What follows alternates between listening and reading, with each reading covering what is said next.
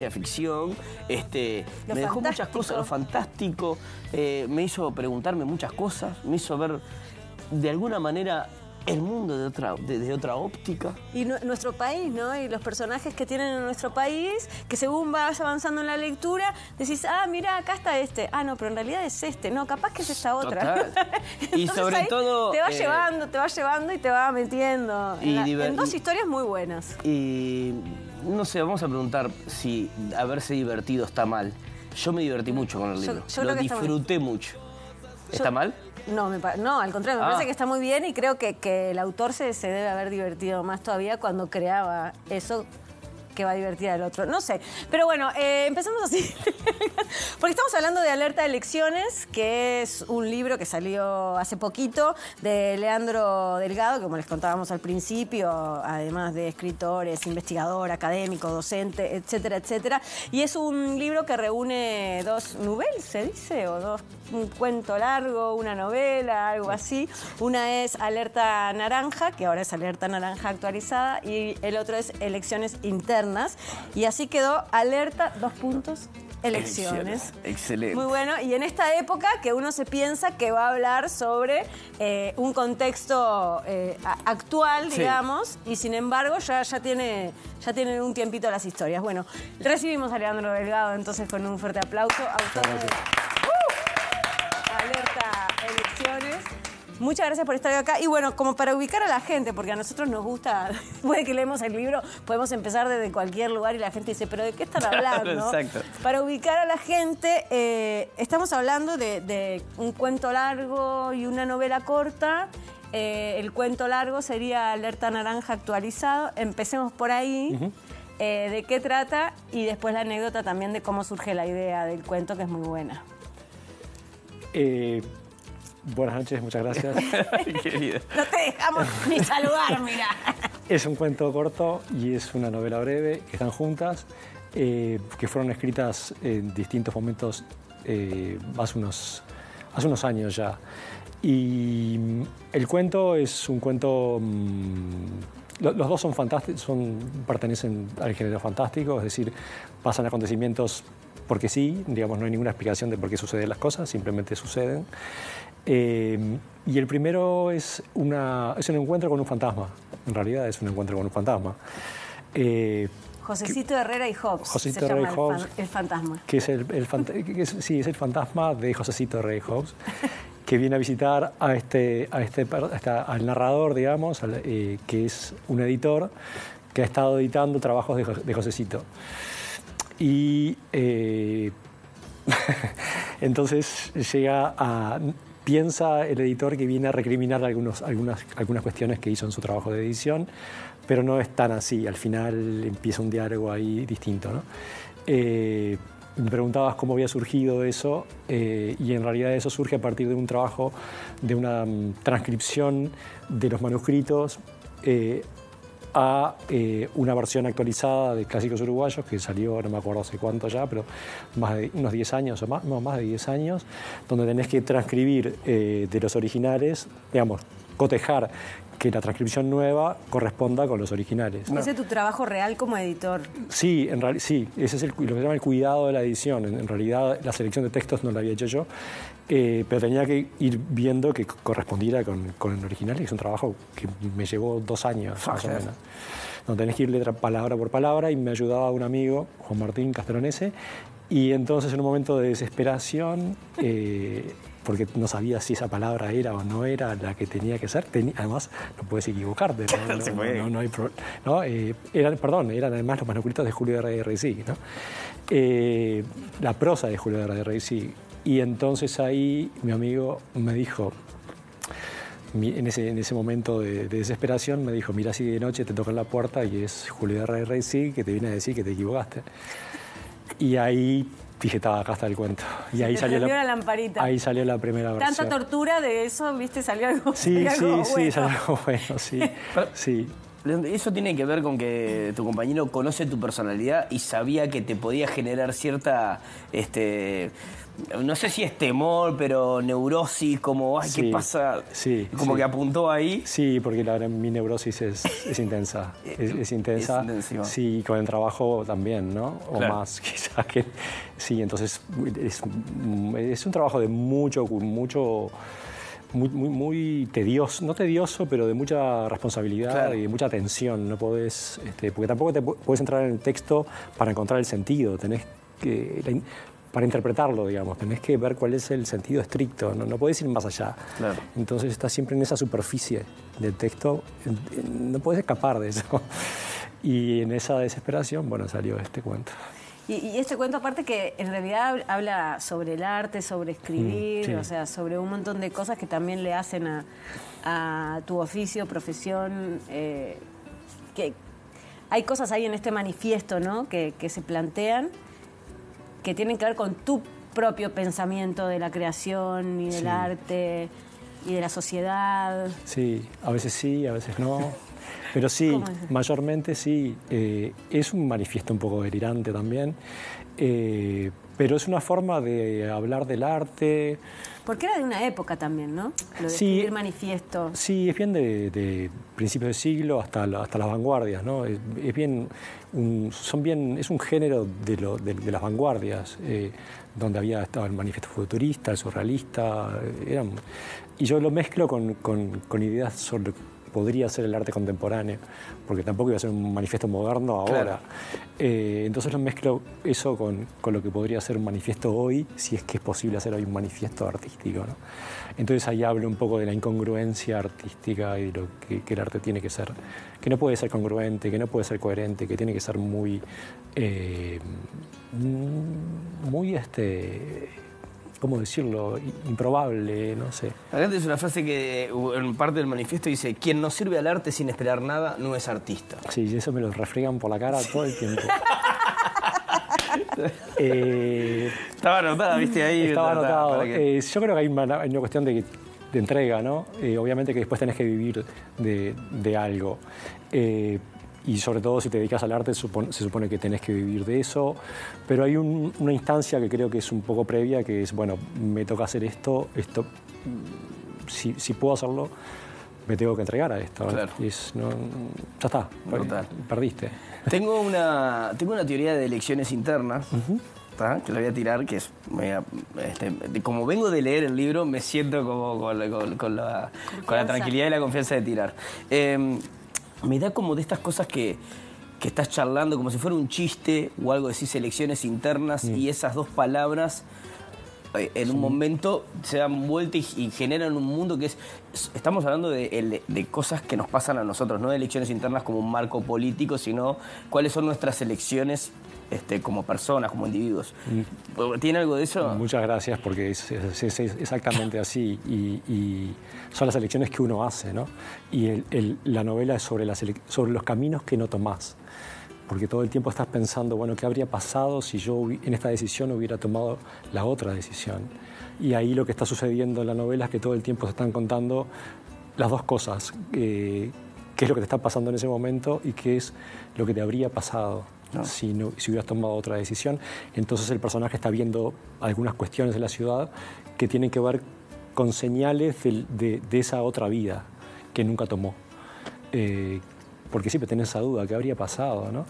Que es una duda un poco terrible a veces. Claro. No, y trabajas también un poco con una libertad, con medio atemporal, ¿no? No está como anclado. No. Sí, decía Nobel que está anclado geográficamente, uno puede recordar cosas, pero es como medio atemporal también. Es como, ¿no?, un presente eterno, ¿no? Es un hoy eterno, bueno, claro. O intemporal, porque está bien, intemporal. Contemos un poco, porque contemos un poco la anécdota de elecciones internas para que la gente le quede más claro. Es un día de elecciones internas. Un lindo día de elecciones internas, donde esta persona está un poco angustiada, no se sabe muy bien por qué, y sale a la Rambla a meditar un poco, ¿no? Sale a meditar. Y cuando va caminando, ahí se encuentra con una candidata a las elecciones La cosa que ahí ya lo estoy spoileando un poco, pero... Y ahí pasa algo Claro. algo terrible, y ahí se desata ¿cómo decir? La fantasía, ¿no? Claro. Y entonces, a partir de ese momento, la ciudad queda desierta y aparecen unos... Y aparte de lo que pasa, se le echa la culpa al sí mismo. personaje que es este poeta Sí. adivino. Sí, es un poeta divino que con su poesía... En realidad él se preocupa mucho porque él siente que con su poesía no solamente puede estar anticipando lo que va a pasar, sino que además, y lo que es más terrible, puede provocarlo. Entonces se siente, es un neurótico, ¿no? Que él es culpable de todo, un narcisista además, ¿no? Donde todo es culpa de él, porque todo depende de él, ¿no? Claro. ¿Puedo leer un fragmentito, un Claro. párrafo? Me gustaría leer de justamente Lecciones Internas, que dice: de aquí en más habría de adoptar las personalidades, las identidades que me fueran impuestas a saco desde fuera de mí y ante todo sin mi voluntad. Y esa adopción forzada, entregada, sorpresiva y misteriosa sería, a la vez, la constatación última e inútil de que ya no habría de presenciar mi vida desde ningún punto de vista, desde ninguna perspectiva. De aquí en más sería lo que me tocara habitar en aquel mediodía de elecciones tan repentinamente cálido, ¿no? Y en esto de hablar de las personalidades y las identidades y cómo va siendo la peripecia de este poeta adivino, ¿no?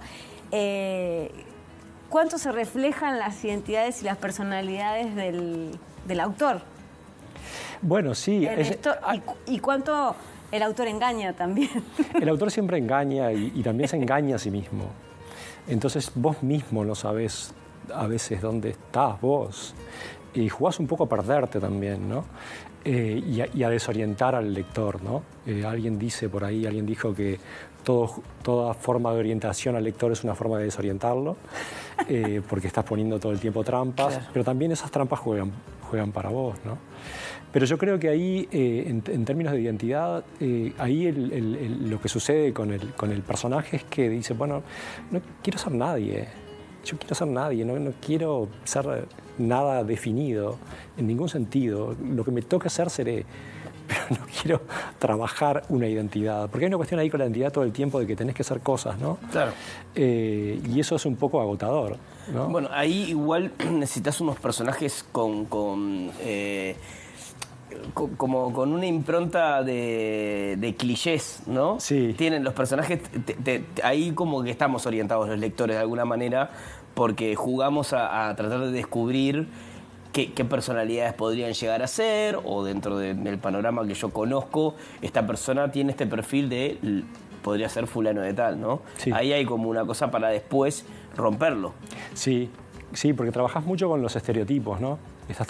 Porque estamos rodeados de estereotipos, Claro. y los medios estereotipan y las redes estereotipan, aunque sea una miríada de tipos distintos, pero están muy bien definidos cada uno. Entonces juego bastante con los estereotipos para subvertirlos, qué sé yo, esto en realidad, para reírme un poco de ellos, pero también los estereotipos también dicen sus verdades, ¿no? Claro. También tienen cosas para decir, estos estereotipos de nosotros mismos, ¿no? Y cómo me veo yo en eso, no sé cómo me veo en ese estereotipo. No lo sé. ¿Cómo, sobre todo en elecciones internas, hay como un viaje ahí delirante por momentos, ¿no? Cuando yo te iba a Muy preguntar, delirante. ¿cuánto podemos hablar sin hacer el spoiler? Viste que a veces uno... También spoilear Vayamos. un poco es lo que Sí, atrae está a la bien. gente a leer Sí, está bien, la está novela, Saltémonos, ¿no? sí. Pero hay como un viaje delirante por momentos, es como algo como muy racional y de repente empiezan a aparecer cosas, a suceder cosas. ¿Cómo es Esa ¿cómo cabeza. claro, ¿qué pasa en esa cabeza? Bueno, a mí me pasaba que la parte de Por animales, favor. mira, a la parte de animales, a mí me pasaba que yo lo veía así. Escribiste la historia y necesitaba en el momento separadores. Mirá, Ajá. que aquí la pregunta viene, ¿escribís lineal, o sea, escribís la historia de forma lineal o escribís lo grueso y después van apareciendo los monos, los lobos marinos? La escribí de manera lineal, de principio a fin, menos el momento de los monos, que lo escribí después y lo inserté. Bien. Ah, todos los momentos de los monos? No, el momento en que... El de los plátanos y el los de los plátanos, edificios. que es todo un capítulo, digamos, que se llama La Gran Tarde. El de Juan Carlos. El de Juan Carlos. Claro. Exacto. El de ¿Y Juan es como Carlos. una metáfora de la gente que habita esos lugares o no?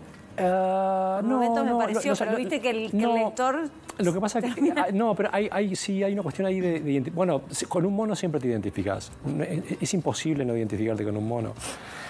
Porque se parecen a nosotros. Estás todo el tiempo viendo a ver en qué te pareces y en qué no te pareces. Y sí, es re humano y de repente es otra cosa que no es.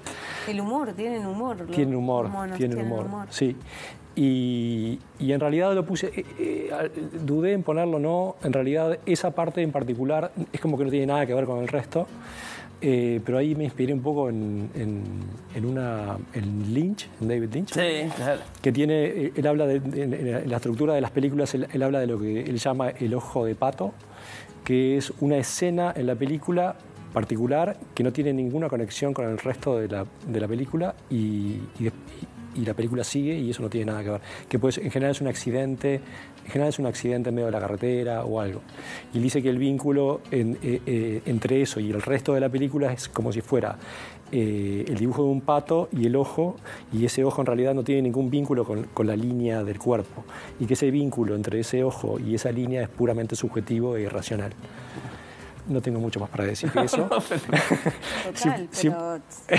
pero explica es bastante. así, claro. Explica bastante. Pero quiero decir, es eso, que ese vínculo es afectivo de algún modo, es afectivo, se opera afectivamente de alguna forma. ¿Cómo te topas con estos escritos que ya tienen unos años, ¿no? El de Alerta Naranja. Tiene el Alerta Naranja, los dos, y Elecciones también lo escribiste. Perdón, sí. Los dos, ¿no? Digo, es como, viste, cuando, no sé, los músicos graban un disco y al tiempo lo vuelven a escuchar, y a veces, sí, pero estoy para hacer otra cosa. ¿En qué punto estás como escritor con tu prosa? Digo, porque yo te escuché decir en un momento que cuando terminaste esto de escribir hace unos años atrás, dijiste, no voy a seguir escribiendo de esta manera. Exacto. Quiero escribir de otra manera. Sí. Tenés que decir eso para que te pase algo y tengas que desdecirte de lo que dijiste.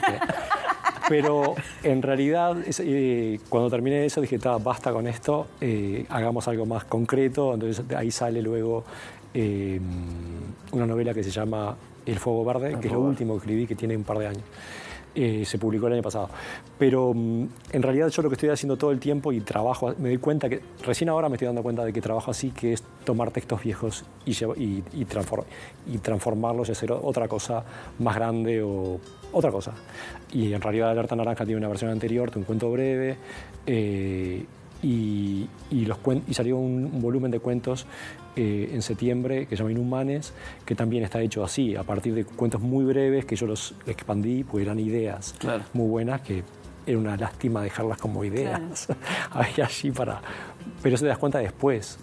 Te das cuenta después de eso, cuando lo mirás para atrás y dices, para acá, esto es para llevarlo más, ¿no? Clarísimo. Y hay que aceptarse también, como uno escribe. ¿No? Sí, yo nomás sé, digo, te estás peleando todo el tiempo contigo también, ¿no? Y te estás encontrando todo el tiempo. Mirá esto, lo que dije acá, como cuando no te reconoces, sobre todo cuando no te reconoces. En realidad yo escribo un poco para no reconocerme. No quiero reconocerme yo ahí, quiero ser algo bien distinto a mí, como un personaje que no tiene nada que ver conmigo. Es ahí donde yo me siento más cómodo. Como si fueras un actor que tenés que hacer un personaje que no tiene nada que ver contigo. Sí. Eso es lo que me gusta. Me gusta eso. Está genial. Bueno, Leandro, se nos va el tiempo, qué pena, Pero tremenda belleza, la verdad, divino, lo volvemos a decir, un libro que es para subirse, cabalgar y disfrutarlo todas las páginas. Felicitaciones. Muchísimas gracias. Y seguir hasta el final. Muchas gracias a ustedes. por haber estado hoy acá. Un placer y bueno, Alerta Elecciones. Y nosotros nos vamos a una pausa porque después ahora pasamos de la literatura a la música. Claro que sí. A los otros tipos, no a los monos, a los gatos. Y a los ratones. Claro, Gato Renato in the house. Volvemos ahora en 3 minutitos.